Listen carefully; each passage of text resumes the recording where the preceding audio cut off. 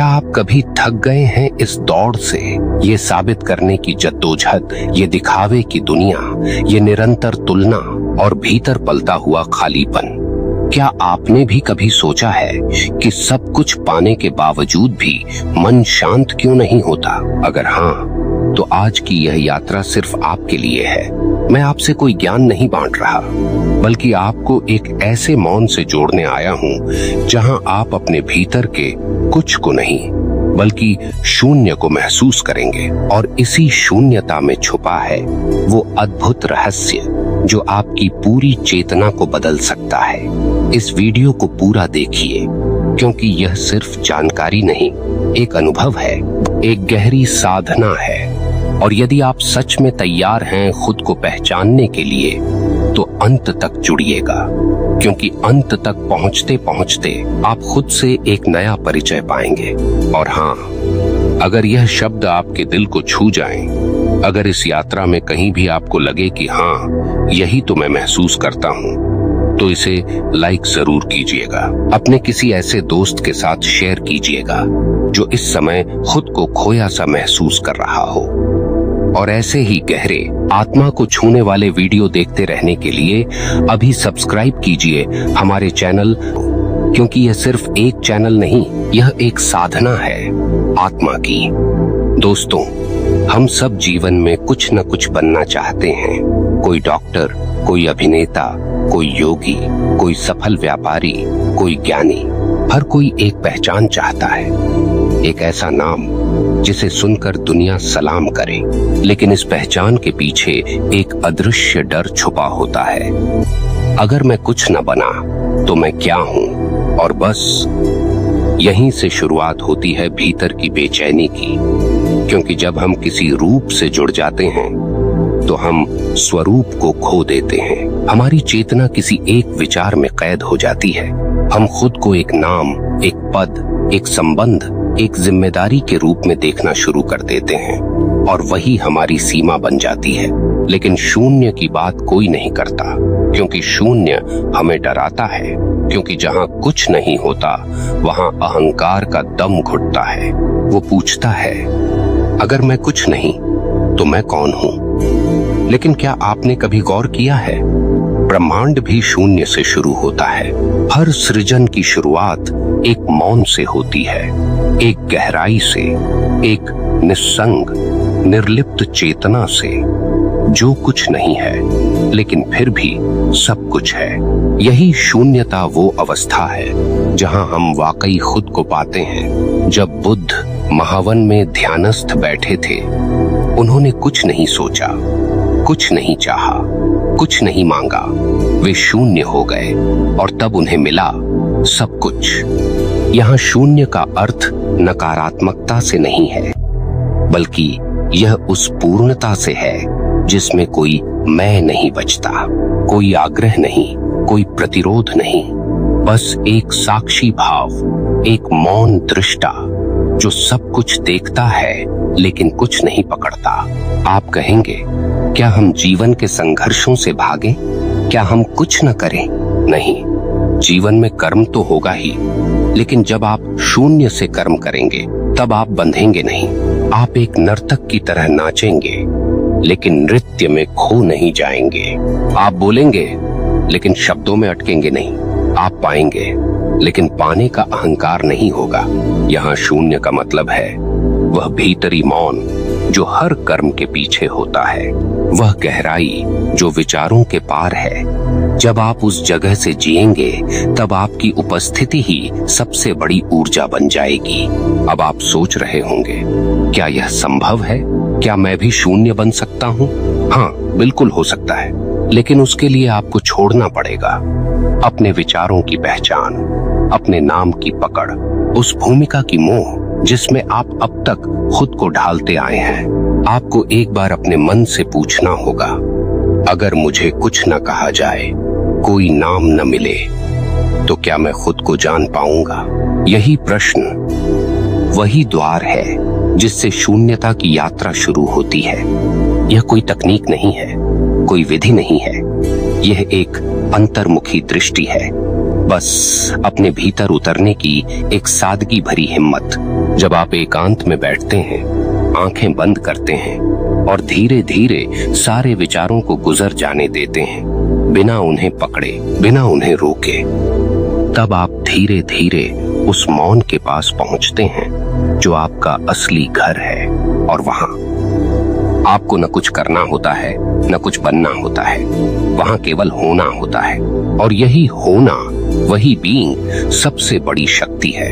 यही वह जगह है जहां ब्रह्मांड आपकी ओर मुड़कर देखता है, जहां आपको कुछ मांगने की जरूरत नहीं पड़ती, चीजें अपने आप खींचने लगती हैं, क्योंकि जब आप कुछ नहीं होते तभी आप सब कुछ बन जाते हैं। इसीलिए कहा गया, शून्य बनो, सब कुछ पालोगे।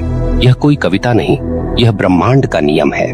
जैसे नदी समुद्र में मिलकर अपनी पहचान खो देती है, लेकिन उसी मिलन में वो अमर हो जाती है, वैसे ही जब आप अपने सीमित स्व को छोड़ते हैं, आप अनंत में समा जाते हैं। और उस अवस्था में जीवन आपको वह सब कुछ देना शुरू करता है जिसकी आप कभी कामना करते थे, लेकिन अब आप उसमें अटकते नहीं, क्योंकि अब आप केवल पाने वाले नहीं, बल्कि साक्षी हैं, दाता हैं, स्रोत हैं। आप सोच सकते हैं, लेकिन इस दुनिया में रहकर जहां हर तरफ अपेक्षाएं हैं, जिम्मेदारियां हैं, लोग मुझे एक रूप में देखना चाहते हैं, वहां शून्य कैसे बनूं? हाँ, यह सवाल स्वाभाविक है, क्योंकि हम एक ऐसी दुनिया में जी रहे हैं जहां तू क्या करता है, ये ही सबसे पहला प्रश्न बन चुका है। लेकिन शायद इसी में सबसे बड़ा रहस्य छिपा है।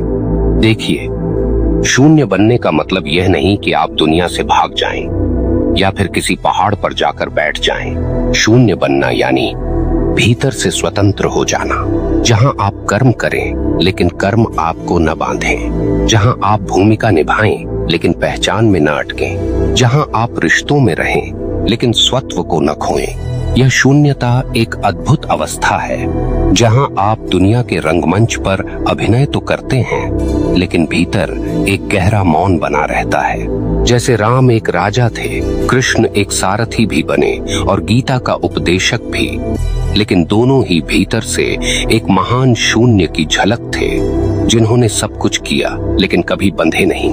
और जब आप बंधते नहीं तो आपको खोने का डर भी नहीं होता, और जब खोने का डर नहीं, तब आपके भीतर से ऐसी ऊर्जा निकलती है जो पूरे ब्रह्मांड को आकर्षित करती है।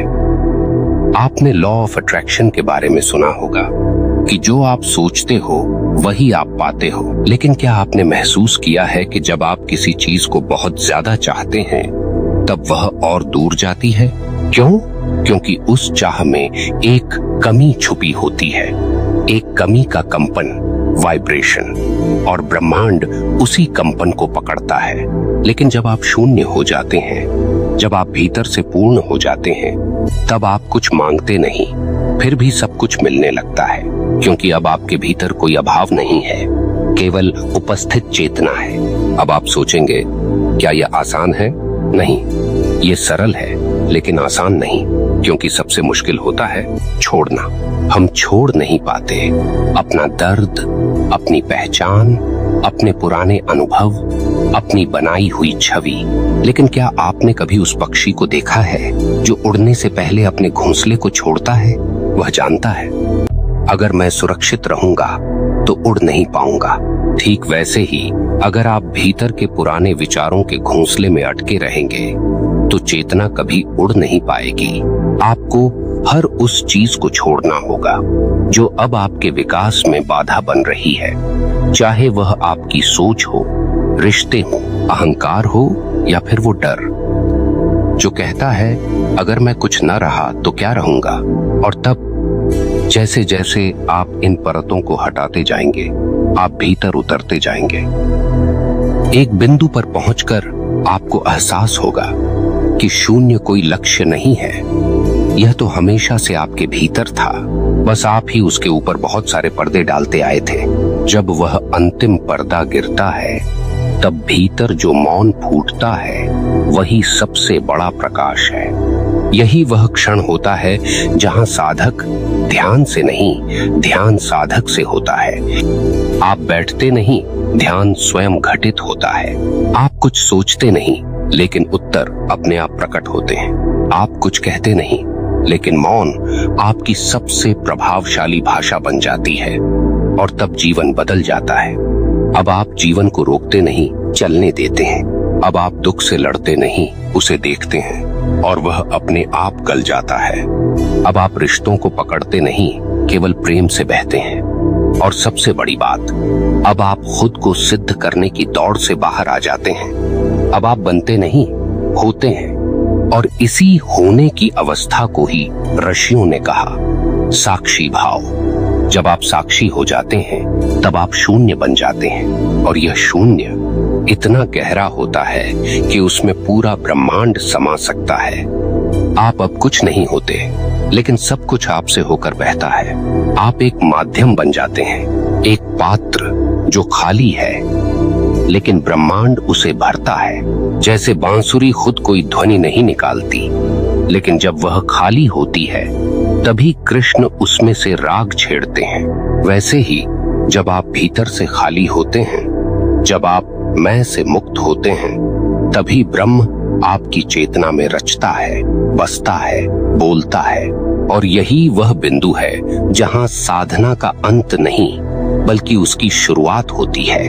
अब जीवन एक तपस्या नहीं, एक उत्सव बन जाता है। अब हर सांस एक प्रार्थना बन जाती है। अब हर क्षण में ब्रह्मांड की उपस्थिति महसूस होती है।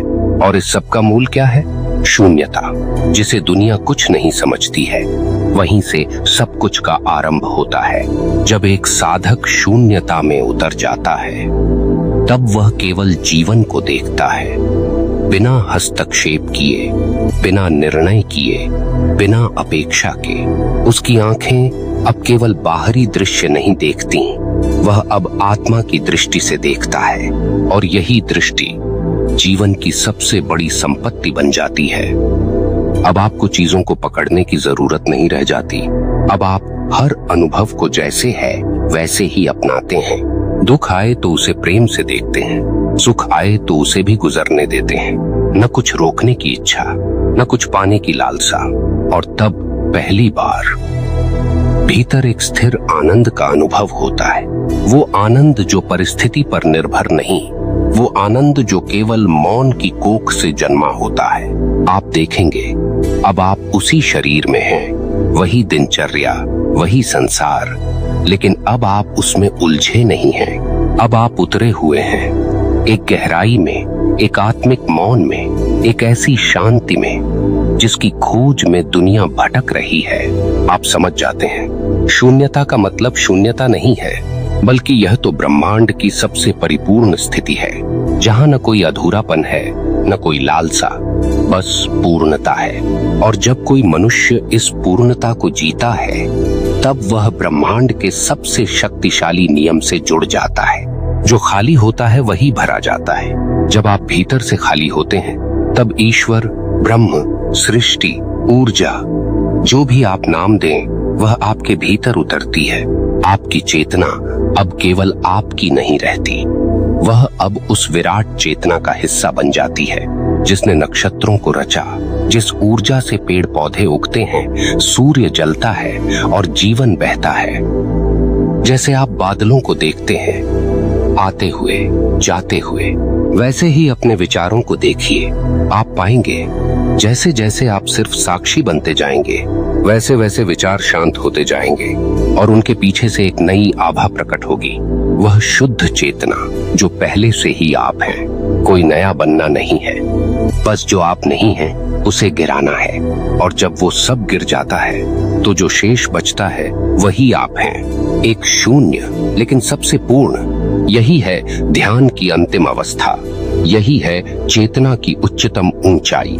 और इसी सत्य के लिए तो हमारा YouTube चैनल ना है, ताकि हम सब मिलकर उस मौन की, उस शून्यता की यात्रा कर सकें, जिसे शब्दों में नहीं बांधा जा सकता, केवल अनुभूत किया जा सकता है। तो अगर आपने इस यात्रा की थोड़ी भी झलक महसूस की हो, अगर आपके भीतर भी कोई दीपक जला हो, तो इस ज्ञान को केवल अपने तक न रखिए, इसे किसी ऐसे तक पहुंचाइए जो इस प्रकाश की राह पर है। क्योंकि जब एक आत्मा जागती है तो उसके साथ कई और आत्माएं भी जागने लगती हैं। इसलिए इस वीडियो को लाइक जरूर करें, अपने अनुभव कमेंट में साझा करें और शेयर करें उन सभी के साथ जो खोज में हैं और आप इस यात्रा का हिस्सा हैं। धन्यवाद दोस्तों।